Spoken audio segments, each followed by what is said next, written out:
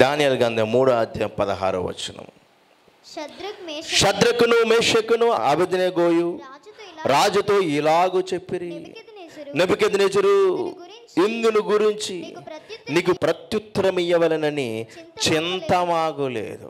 రాజు ఒక విగ్రహం తయారు చేయబడింది, దానికి సాగిలపడి నమస్కరించాలి, వీరు సాగిలపడలేదు.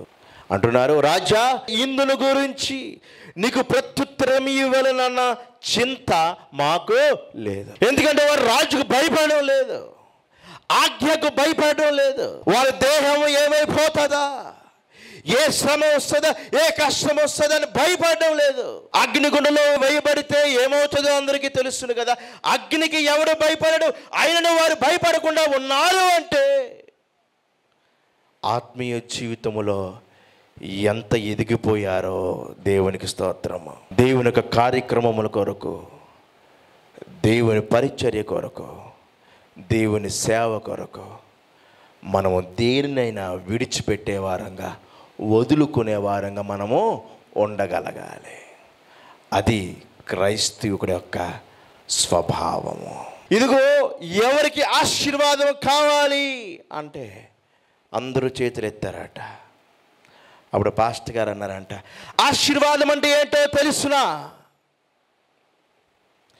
ఆనాడు యేసు ప్రభు ఎలాగైతే సిలువ మోసారో అలాగే నీవు కూడా నీ సిలువను మోసుకోవాలి. ఎలాగైతే ఆ యేసు ప్రభు శ్రమపడి మహిమ పొందుకున్నారో అలాగే నీవు కూడా శ్రమ పడాలి అని అనగానే ఇప్పుడు చేతులందరూ దించేశారట.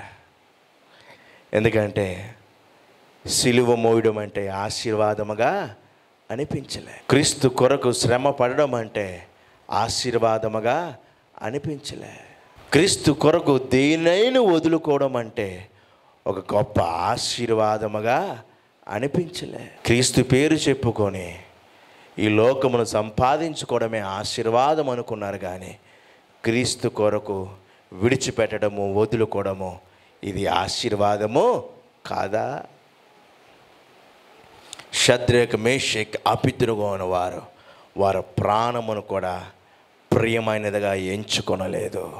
వారి ప్రాణమును వారు ప్రేమించలేదు, వారి భవిష్యత్తును వారు ప్రేమించలేదు, వారి దేహమును వారు ప్రేమించలేదు.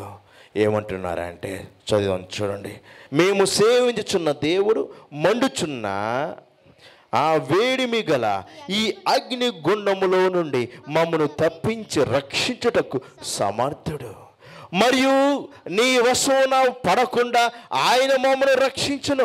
ఒకవేళ ఆయన రక్షించకపోయినను రాజా నీ దేవతలను మేము పూజింపమనియు నీవు నిలవబెట్టించిన బంగారు ప్రతిమకు నమస్కరింపమనియు తెలుసుకొనుము. ఎన్ని శ్రమలు వచ్చినా నా దేవునిని విడిచిపెట్టను. నన్ను ఎవరు విడిచిపెట్టినా నేను మాత్రము దేవుని విడిచిపెట్టను. ఇదిగో సర్వము కోల్పోయిన వాడే యోబు. దేవుని దూషించాలనే కదా సాతాను యోబు నుండి సర్వము తీసుకున్నాడు.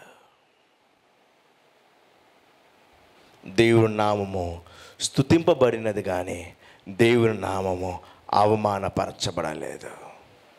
దేవునికి స్తోత్రము. మనము ఒక బహుమానము పొందుకున్నాను, మనము ఒక బహుమానము పొందుకోలేకపోయినను, మనము తినను తినకపోయినను, వస్త్రము ధరించను ధరించకపోయినను, దేవుని నామము స్తుతింపబడును గాక. ఇదిగో మనం అన్ని కలిగి ఉంటే దేవుని నామం స్తుతింపబడతాది అని అనుకోవద్దు. ఏమి కలిగి లేకపోయినను దేవుని నామం స్తుతింపబడుతుంది. దేవునికి స్తోత్రం. వీరు మ్రొక్కారా? మ్రొక్కలేదు. అగ్నిగుండంలోకి వెళ్ళుటకు సిద్ధపడ్డారు. ఇప్పుడు రాజు చూస్తున్నాడు, ఎంతమంది కనబడ్డారట? 3 నేస్తే 4 కనబడ్డారట. వారిని బయటికి తీశాడంట. రోమంలో ఏమో కాలేమో వాసన చూశాడట, కాలలేదట.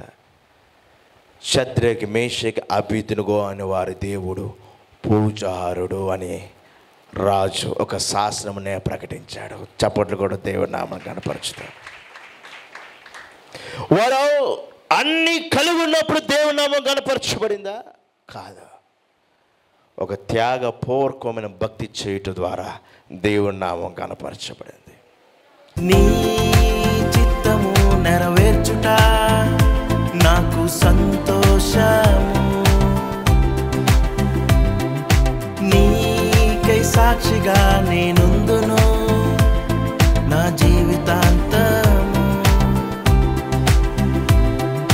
నీ చిత్తము నెరవేర్చుట నాకు సంతోషము, నీకై సాక్షిగా నేనుందును నా జీవితాంతము.